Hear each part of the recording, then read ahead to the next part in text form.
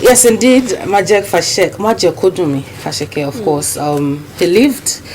Yes, indeed, he lived, and in a lot of ways, it's in line with what we're about to discuss next. He had a great music career. Many people have even compared his life, his genre of music, and of course his message that he passes across in music, and the way he does it with the ways of the Bob Marleys of this world, the Lucky Dubes of this world. But somewhere along the line, somewhere, unfortunately, the things started to change. And I'm glad that above all, the latter part of his years are not what people used to remember him. He's remembered for the greater part, of course, the great songs that he released and the message that he passed across. And it's from there, of course, we need to come back to what we're doing this morning, which is the role of fathers in the lives of their daughters, in the lives of their sons, and how even the children take it. I believe there is already a prepared or premeditated idea of who a father should be in the lives of their children. And so when they do that, or maybe even less than that, everybody's happy. Of course, he has done what he's supposed to do. And sometimes I think even the men are confused. As a man, as a father, what am I supposed to do?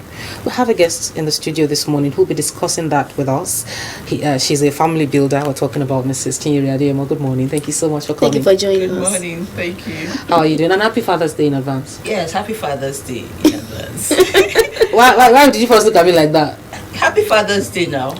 We all have fathers. But some will say we are even all fathers. No, we are not fathers. So I'm a mother. You are a mother. We are not fathers. I'm already waiting to get into that discussion. Right? We are not fathers. But before we go there, there are interesting definitions to who a father is to people. We caught up with some youth that have really, really funny definition of who a father is. We'll take that now. A father is someone who takes care of the family, and look after the affair of the family. So I think father is the head of the house, providing for the family, I think mother has the major role though. So father is just to provide for the family. A father is, as we all know, is the head of the family. He provides for the family, he protects for the family. The role of a father cannot be overemphasized in a child's life in the family. It's one way or the other have an impact, shaping the kind of person a child would actually grow up to be. He helps in the development of the emotional and physical well-being of a child, and he also provides emotional and sense of security and self-confidence for a child and for the family, members of the family. Father is everything to me. Father is a unique being, like the head of the family. He provides for the family, he takes care of the family, he does everything to ensure that the family is okay. I think that's the father to me.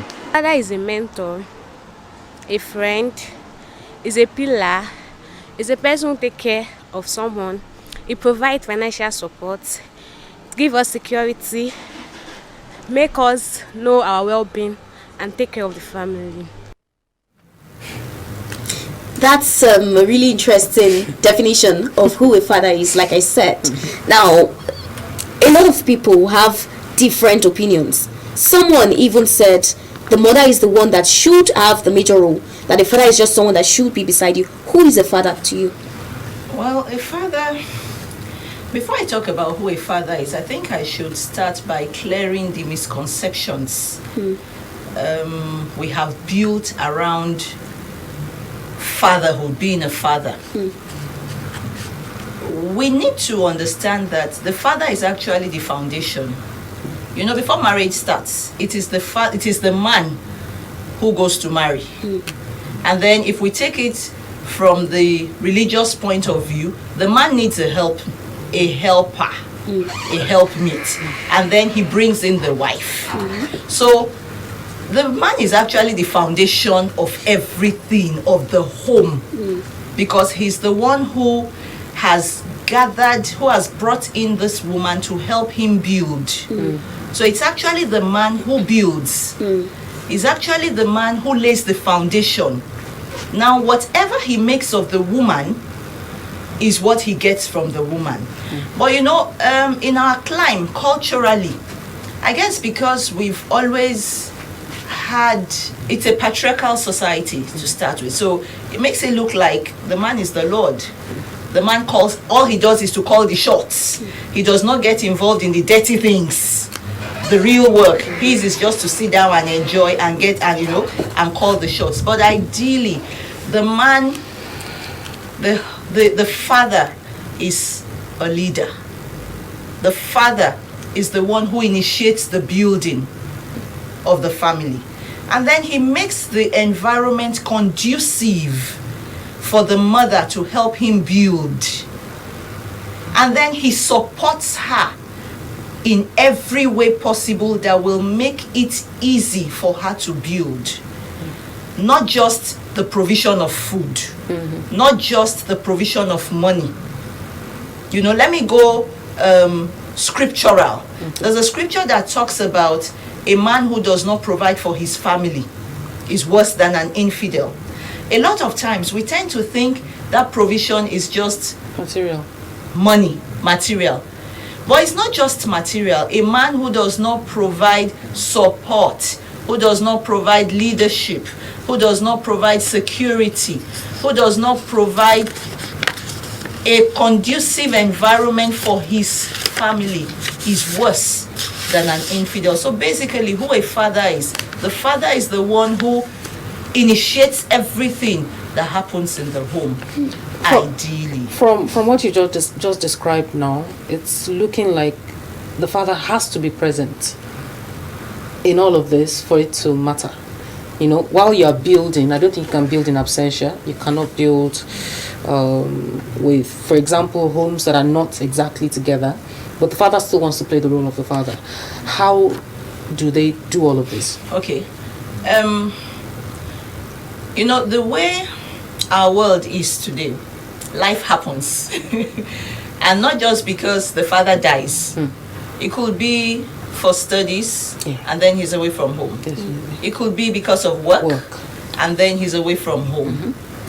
It could be seeking greener pastures for a time, and then he's away from home. And when that happens, it begins first with the heart. So the man can actually not be physically present in the house, but he's still present in the running of the home. Thankfully, technology has made things a lot easier for us. So, should he be present? Oh yes, he should be present. He should be connected. Presence now is not just the physical presence, it's also the connection, the bonding. There is a way a father will not be physically present in the home, but the children will talk about him fondly. Daddy said this yesterday, thanks to technology. And then the wife too, at every point in time, she knows where her husband is, not as in monitoring, but you know, they are so connected. Perhaps early in the morning they've talked, at the end of the day they've talked, so she knows what is happening in her spouse's life, vice versa for the husband. So how will he be present? By being involved. If by reason of life happening, he is not there physically, he can still intentionally, it has to be intentional, he can still intentionally connect with his family thanks to technology. Some people, some fathers want to be present, they want to connect, but they don't know how to do it. Maybe because of they didn't really have role models growing up or people in places of fathers. How do you think, what should they do? What can they have? What are some of the qualities to watch out for in a good father? The way you asked that question is not how I want to answer it, but let me you know, I got two questions from you, but let me answer the first one. That it's possible that a father really wants to be a great father, He doesn't know how. and then he doesn't know how. Thankfully too, over the years, we always have examples We always have examples, good examples, bad examples. So I'm sure such fathers would have seen other fathers that he admires, that he emulates. There is nothing wrong in saying, I would like to learn to be a father. I would like to learn under you to be a father. He can also watch them from a distance. That's in terms of having viable mentors. Having viable mentors, having people who guide you. He can also read. These days, thankfully, we're having an increasing number of seminars organized for fathers. So he can connect that way. For the person who is willing to learn, for the person who is hungry to learn, there is always a source to learn from. You know, I don't want to just say God makes it happen. If he keeps his ears to the ground, he will know these things will happen. There are people you can reach out to say, I like the way you're treating your family. How can I learn? What are the things you do? What do you understand? So aside leadership and, you know, the other things that the father provides for the home, what importance, what are the things or skills or values that a child, daughter or son, what are the things they can get directly from the father that maybe the mother cannot provide? Okay, you know, generally mothers are, in quotes, drama queens. We have a way around with drama, and it's not always intentional. Sometimes a lot of mothers are actually under that pressure. It's a silent internal pressure to succeed. So unintentionally, it expresses itself in drama, in our drama. But it's actually because we don't want it to look like we are failing or we have failed. Okay. And then mothers are emotional. Males, okay, not just mothers, females are emotional. Males are logical. So one of the things the presence of a good father does in the home, it creates that balance. It creates that balance. So sometimes you find a mother shouting, yelling at the child, and then the father's voice just gives the balance, and it stabilizes what is happening in the home. Sometimes the mother wants to, perhaps out of stress, overreact, and the child runs to the father. The father has that calming effect. That is one. Two, the father also brings the logical part to the development of children. I'll explain. For instance, a mother discovers her preteen has a crush. You understand? And then being a mother. Can already Have you had that experience? I can already imagine how it's likely to play And then out. being a mother, and then being a woman who doesn't want to fail, you know, you can be sure that if she's not well informed or equipped, she'll create drama out of it. Now, an informed father will not view it the way the mother is viewing it, because the moment the mother is hearing crush, Pregnancy. Yeah. thank you, Pregnancy. Set up. thank you, you know, wants to offer me, you know, that kind of a If you have a child now, everything I can already and then imagine. she tells you, see, I cannot be taking care of you, I'm taking care of another child. You know, all that drama. Now the father, because he's a male, knows that it doesn't have to be pregnancy. And then because he's also a male, he understands the dynamics of these things. He knows that it could, one is the development of the child. There gets to a point where, you know, it's How this just happens. it happens, you know. Our children have crushes. Fathers quickly face it. They quickly come to terms with that reality. Mothers don't always quickly come to terms with that reality. So the father brings in the logical part, and it also creates a balance. So while the mother is thinking pregnancy, the father is sitting down and talking more calmly with the child. The father is looking at consequences. The father wants to guide.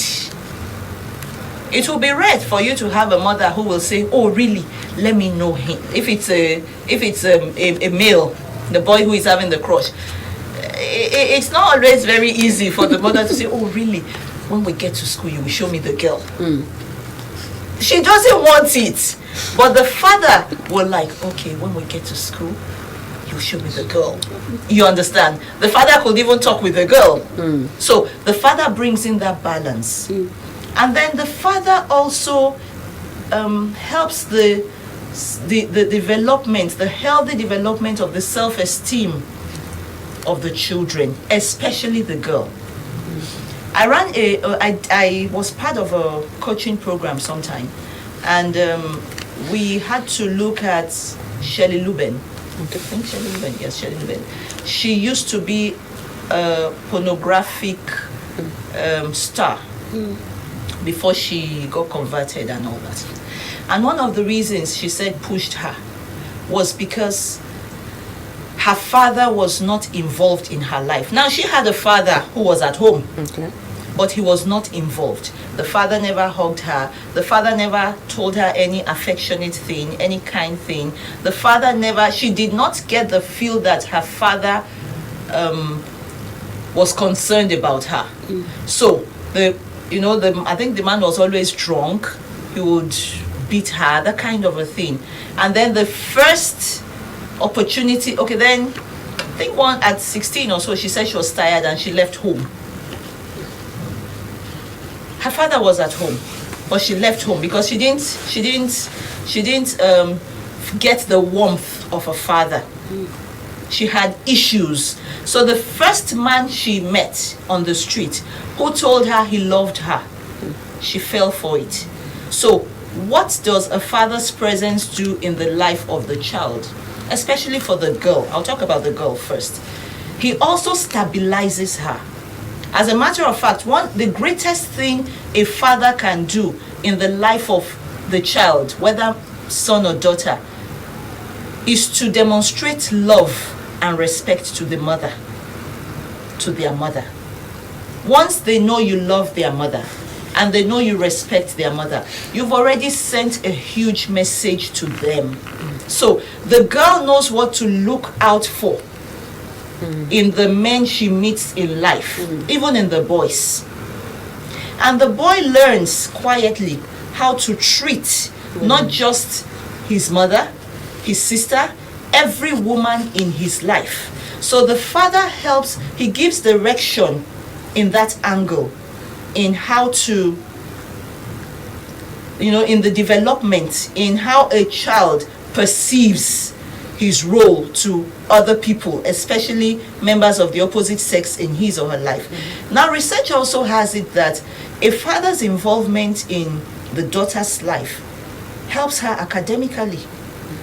When you keep saying, when you keep affirming things in the life of your daughter, it helps her. Females being females, we're moved by what we hear. Definitely. Wow, you look beautiful. You look this, you look that. You understand? Now, you will never know what you are building in the life of your daughter. I suggest that the first person who should actually take the girl on a date should be the father. You know why? Because when next a riffraff, or it may not even be a riffraff, any other guy comes and wants to take her out, her father has already been there. Nothing special there. Nothing special. They've gone to cinema. They've gone to all those places that would have tripped her. The father has already laid that foundation. So, she is not tripped. Her hormones don't run in the direction of let me go and explore. Daddy has already taken her there. So it's like you're bragging, you want to take her to do this, do that, and God help you if the father is comfortable and has done more. The girl is like, what? Please. What did you do? What did you do? What do you think you want to do? Now, that is one good area a father can help in the development of the daughter. So it's not just to say, you have to be careful the kind of boys you follow, blah, blah. There will always be all categories of boys seeking the attention of the girl. But the father should give a lead. I know these things are not, culturally, we are not wired. our males are not culturally now wired for it. But if we're going to raise great children, and I think that should be our concern, those are things we should think about. So we should sacrifice. If you're not wired to do it, sacrifice. Learn it. And what does it do to the son? If the father is a hardworking person, a man of integrity, a courteous man, the son naturally learns these things. And they are skills. We can call them skills. He naturally picks them. Now, we should know that in parenting, it is not only the things that are taught. In fact, the things that are more important are those things that are caught, not taught. So, yes, you can be saying all the nice things, and then you're doing all the wrong things. And then you're telling the child, see, don't do as I do, do as I say. No, the child will catch what you are doing. So it is those things you do, the child catches. Those days when I was in Yola, we used to have this daddy. And he told, daddy was comfortable. He was comfortable, well placed in the society. You understand? He had achieved. And then one day during Sunday school in church, he was telling us that, that yesterday that he wanted to remind his sons that it does not kill to sweep the house. So he picked a broom. He has sons, rather. He picked a broom and he swept the house. You understand? And then he had teenage sons who must have been thinking, no, it's a girl's thing, it's a girl's thing. But he subtly, quietly taught it. Showed it. Another day he came with a plaster around his finger. Daddy, what happened to your hand? He laughed. He said it was when he was helping mommy out in the kitchen. Wow. Caught. Then he was in his 50s. So, as a father, the environment you create in the home, I talked about conducive environment. The environment you create in the home enables your child, male or female, catch essential skills. And it just gives them a foundation of how to behave. Because fathers are often relegated to the role of disciplinarian, sometimes children find it difficult to see them in other roles, such as that you've described so far as a friend. How can fathers, get that balance between the two? Actually, nobody just made fathers disciplinarians. I think they slipped into it. They slipped into it, because if as a father you're at home, you talk with your children, it's not only when you want to scold they hear your voice. The child will not see you as a disciplinarian alone. So it's possible to be strict and be disciplinarian or be disciplined and still be their child's friend. Even as a mother, aren't we like that? As mothers, aren't we like that? We're strict, we're stern. It's not like we're indulgent in everything. It's been said that women can carry all these roles efficiently, but men most times are just one thing. It's either he's that friend, that paddy to the child, or he's no, I cannot talk to my dad like that. No. And most times they just are unilateral. I think it's ill-equipped men that do that, because look at a young boy who grows up in a conducive as I've explained, as I've described now, environment. It's not likely he will grow up to just want to be one thing to the child. So they are usually a product of, I know I'm on air, but permit me to say, dysfunctional backgrounds. So a person who is coming from a dysfunctional background will just grow up thinking, okay, that's how it is. But there are some of them, I know some, who grew up in very, very terrible backgrounds, and then they have consciously and intentionally learned. There's nothing we cannot learn. There's nothing. So I think it actually begins with the foundation of the family. The father should, before he becomes a father, while he's still a husband, only husband, he should have a vision of what he wants his family to be. It is at that point he begins to take steps to decide to carve out how involved he wants to be in the life of his children. So for instance, the child is crying and mommy is stressed. The child is still an infant. You know, when daddy carries the child will know these arms are different, the voice is different, and the child keeps quiet. It starts from there. And then gradually, daddy does not leave homework alone for mommy to do. Daddy talks with the child. It's something that is not just a one-time effect thing. It must grow. So the daddy who is going to do that would have started his work very early in the life of the child. I know some fathers who the children are much closer to than their mothers. The mothers are the terrorists, terrorists at home. They flow better with their fathers. So I think it depends on individuals and what they want to do with their families. We've often heard of single mothers who believe that they don't have a choice, they're in that role already, and so maybe they can play the role of the father, which was when we started. I said, can a woman be a father also, if need be, in the life of the child? I feel for single mothers. Okay. There's even another category of mothers I feel more for: pseudo single mothers. You've not heard that. No, okay, no. I guess I'm the one that put it. But I'm sure if you check, you will find it. You know, when I started, I talked about life happening, and the father has to travel, perhaps for studies, for work. A military man is always out. Now, the mother at home is the pseudo single mother, because yes, she has a husband, Well, he's not around. but he's not around, and so his being around is unpredictable, especially if he's in the military and he's still growing. You understand? So for such mothers, the pressures are even more, especially if they also have an ignorant father who doesn't know how to be involved. You know, there is the role of an informed father who wants to do this thing well, and then there is also another category of uninformed fathers, ignorant fathers, who are clueless about what to do. So for this category of mothers that I'm talking about, their job is more intense. For the single mother, okay, let me answer what you said. You said, can a mother be a father? As much as a mother tries If they don't have be, a choice in the case of single mothers. the truth It's in that is, as context. much as a mother tries to be a father, she's not wired to be a father.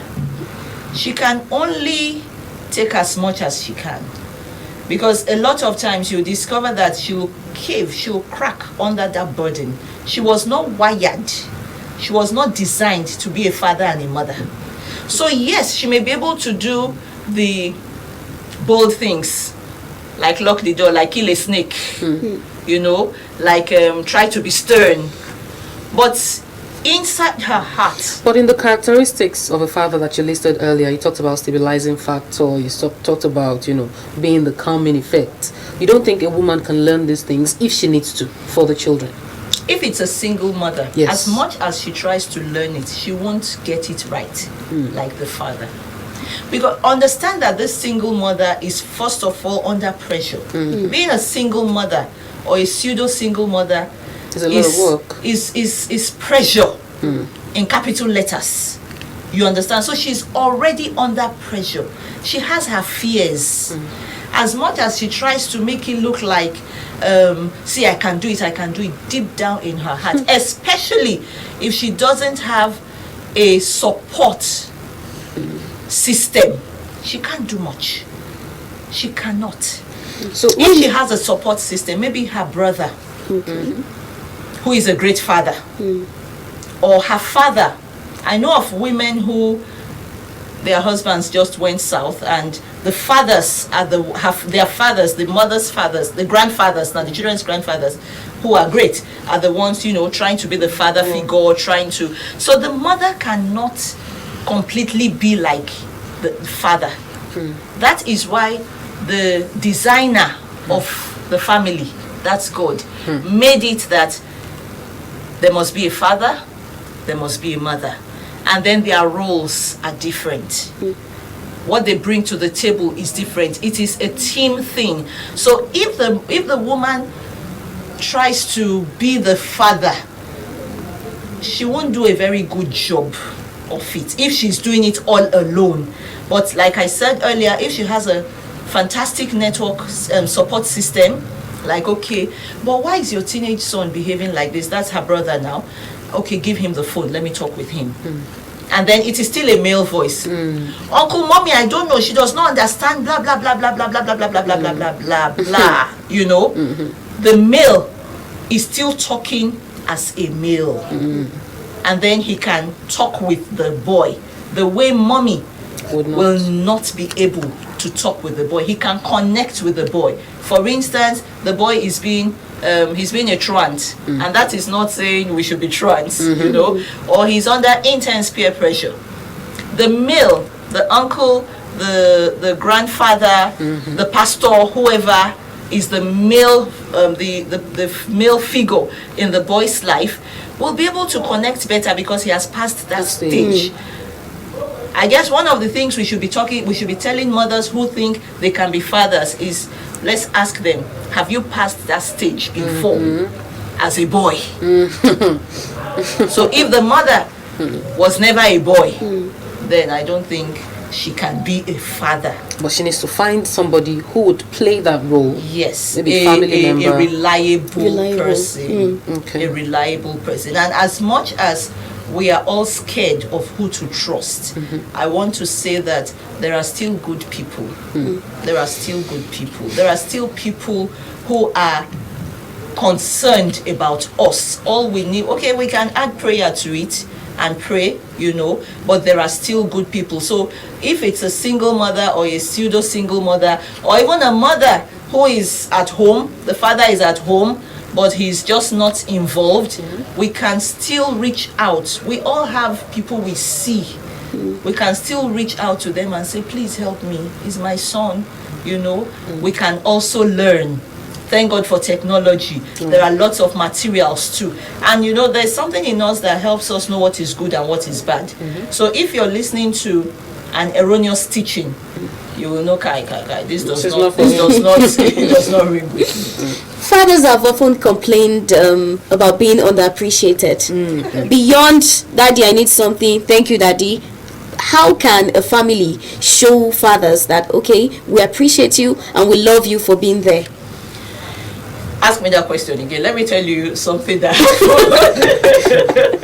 ask me that question again. This is to help fathers, you know.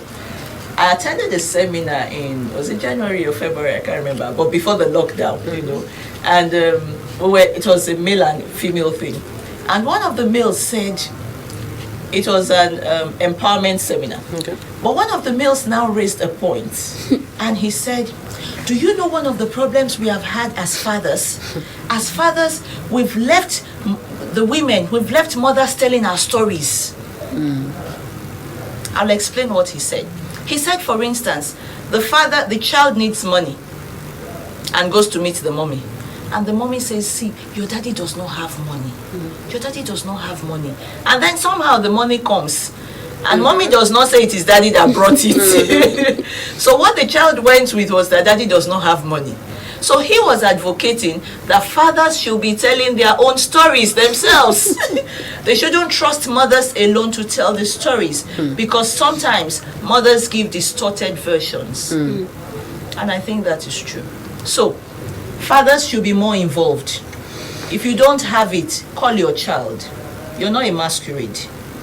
Call your child, tell your child, see, this. Okay, I also understand that culturally we are not wired as a people to be doing that to a child. How can you be talking to your child like that? But if you want to have a great family and you want to make great impact in the life of your child, I think you should be honest with your child. I had a father, for instance, who, if he didn't have, he would tell us he didn't have. And he will tell us he's making efforts to provide. Okay. So mommy didn't have to tell us, we didn't have wrong impression about daddy. We knew he was a sacrificial father. And when it gets to his throat and he says, I cannot kill myself for anybody, we know, yes, he has reached his peak. but then we knew he was a father who loved us, who was involved, and who sacrificed. So I think fathers should learn. I think the part of learning is the one that may be difficult for those fathers who are not yet practicing it. But we can learn the same way we learned how to handle mobile phones, especially older fathers, you know. We can learn these things.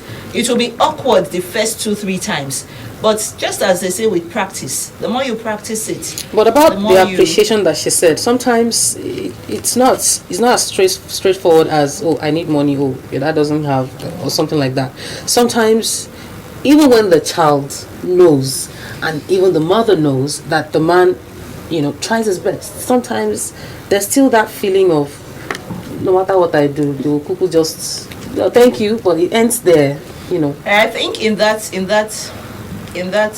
regard, the mother should do more work. How? She should ensure the children thank their fathers. What about the mothers and appreciating the fathers? The mothers can appreciate the fathers. Then the mothers can plan surprises to appreciate the fathers in the home. The mothers can even teach the children what to say, get them to reason with you why they should appreciate their father, and then send them to go and appreciate their father. These things, like I said, we have to be intentional about it. Left alone, a child does not know anything. So it is what we help it is what we build in them, what we teach them. If daddy gives the child some, like I hear of children who don't call home till they need money again. I, as a mother, I'll make sure you don't get that money. That is, before it gets to why? Because we should learn gratitude. Learning gratitude should be a skill we should teach every child. And when it is from that angle, it will be very easy to appreciate fathers. So it shouldn't just be on special occasions alone that we say, oh, tomorrow is Father's Day, Daddy, we appreciate you. No. Every day, Daddy, thank you. Children should be taught to pray for their fathers. Children, the things mothers receive, children should be taught to do it to their fathers. And fathers feel, I hear some fathers, they just decide to go to the extreme because they believe, at the end of the day, it is the mother that will still gain. So why don't why should I just put in my effort? I think even such fathers, they're your children. They don't know anything. So you teach them. You can come from the angle of, see, when I was young, I didn't know how to appreciate my father. But you see, as an older person, I've realized that appreciation is everything. And remember, I said it is how you treat their mother. They will catch it. So when the father always appreciates the mother, you're tired. You know this story about the father who, the wife who cooked one day and burnt food, and the child knew the food. The child went to meet the father to say, did you really enjoy that food? That food was burnt. And the father said, oh yes, it was burnt, but mommy had a hectic day, she was tired, and then she doesn't even cook burnt food every day. So we appreciate her. I mean, look at all the lessons the child will learn around that. That we don't have to wait for perfect situations. Even in imperfect, messy situations, you should find something to be grateful about. Well, thank you very much. It's been a whole package of lessons this morning with you as usual. We have been speaking with Mrs. Chinyere Adeyemo, who is a family builder, on the role and the importance of a father in child development. We'll take a quick break. When we come back, we're talking sports. Don't forget it's Father's Day tomorrow. We'll be right back.